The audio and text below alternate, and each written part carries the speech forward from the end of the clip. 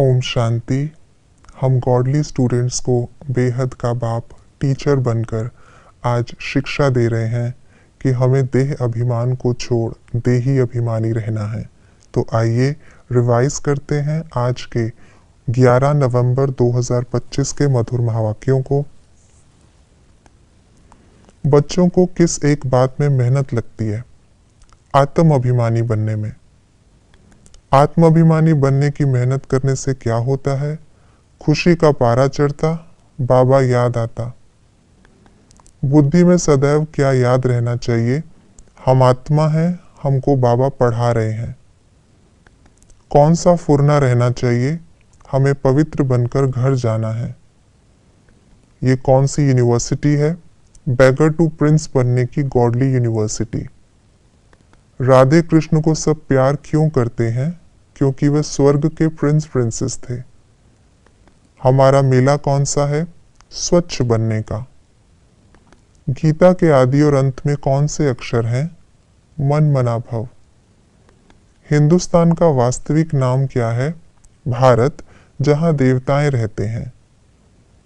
घोर अंधियारा किसे कहा जाता?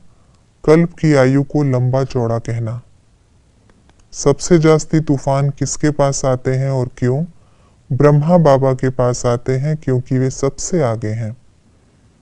सतो प्रधान बनने का पुरुषार्थ क्या है? आत्माभिमानी बनने की मेहनत करना, ज्ञान का विचार सागर मंथन करना, याद की यात्रा में रहना। ज्ञान सागर में समाने का अनुभव करने से कौन सा अनुभव होगा? सदा हर्षित मुख रहने का, अतीन्द्रिय सुख के झूले में झूलने का। एकांतवासी बनना अर्थात सर्व आकर्षण के वाइब्रेशन से अंतर्मुखी बनना। किस संकल्प को समर्पित करना है? मैंने किया, मैं करता हूं। मैंने किया, मैं करता हूं, इस संकल्प को समर्पित करने से क्या लाभ होगा?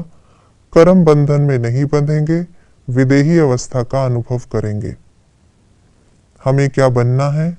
निडर, स्वच्छ, देवता, मायाजीत, अंतर्मुखी, बंधन मुक्त, सतो प्रधान, एकांतवासी, आत्माभिमानी, अतीन्द्रिय सुख के अनुभवी। कुछ बातों के लिए बाबा ने बताया ऐसा नहीं है।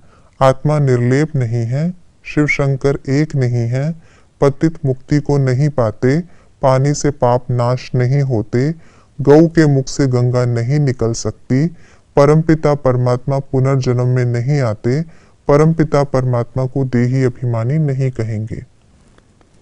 हमें किन बातों की धारणा करनी है?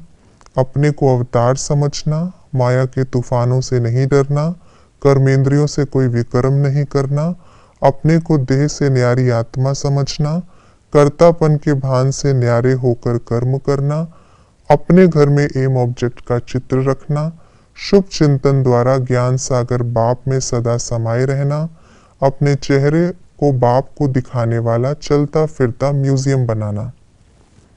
ये थी आज की मुरली की विशेष बातें। स्वयं को इस देह से न्यारी आत्मा समझकर कर्म करना है और वो भी बाप की याद में रहकर, तभी हम कर्मातीत अवस्था को प्राप्त कर सकते हैं। ओम शांति।